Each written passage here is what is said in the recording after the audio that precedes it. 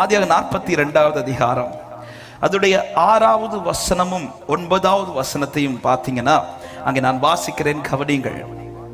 6வது வசனத்தின் பிற்பகுதி இப்படி சொல்லப்படுகிறது: யோசேப்பின் சகோதரர் வந்து முகங்குப்புற தரையில விழுந்து அவனை வணங்கினார்கள். 9வது வசனம் சொல்லப்படுகிறது: யோசேப்பு அவர்களை குறித்து தான் கண்ட சொப்பனங்களை நினைத்தான் என்று.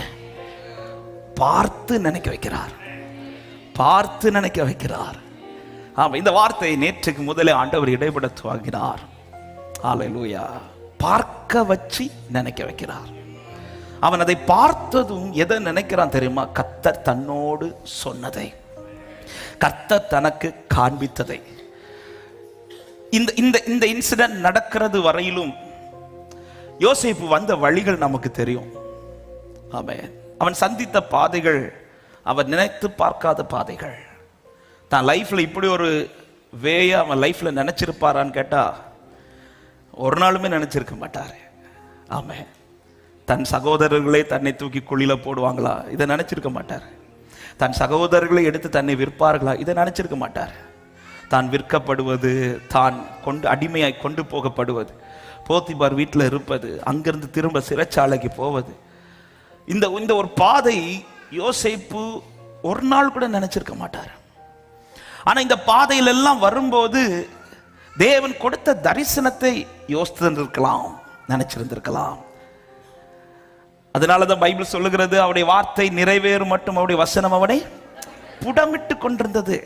ஆனா இந்த இடத்துல வேதம் சொல்லுகிறது, சகோதரர்கள் வணங்கினதும் அவன் நினைக்கிறான். எதை நினைக்கிறான்? கர்த்தர் தனக்கு காண்பித்ததை நினைக்கிறான். அப்ப இதுவரை யோசேப்பை நீ நினைக்கவே இல்லையா? நினைச்சார். ஆனா நினைக்கும் போதெல்லாம் எப்படி நினைச்சிருப்பார்னா, இதெல்லாம் நடக்கவா போகுது, எனக்கு நடக்கிறத வச்சு பார்க்கும் போது கர்த்தர் காண்பிச்சது எனக்கு நடக்கவா போகுது, இப்படி நினைச்சிருப்பாரு. ஆனா இப்போ ஒரு இடத்துல ஒரு நாள் வந்துச்சு பாருங்க. அந்த நாளில் எப்படி அவர் நினைக்க வைக்கிறார்னா, இனி நடக்கவா போகுதுன்னு நடந்துச்சுன்னு நினைக்க வைக்கிறார். எத்தனை பேர் நான் சொல்லுகிற வார்த்தை நம்புகிறீர்கள்? ஹல்லேலூயா. ஒரு நாள் எனக்காய் வர போகிறது, நடக்குமா என்று நினைத்த அந்த காரியம் நடந்து நான் சொல்லுவேன், எனக்கு சொன்ன பிரகாரமே கர்த்தர் எனக்கு செய்து முடித்தார். எனக்கு வாக்கினால் சொன்னதை அவர் கரத்தினால் நிறைவேற்றினார். ஹல்லேலூயா. பார்த்து நினைக்கிறான். இதுவரை நினைச்சு பார்த்திருந்திருப்பார் இதெல்லாம் நடக்குமான்னு.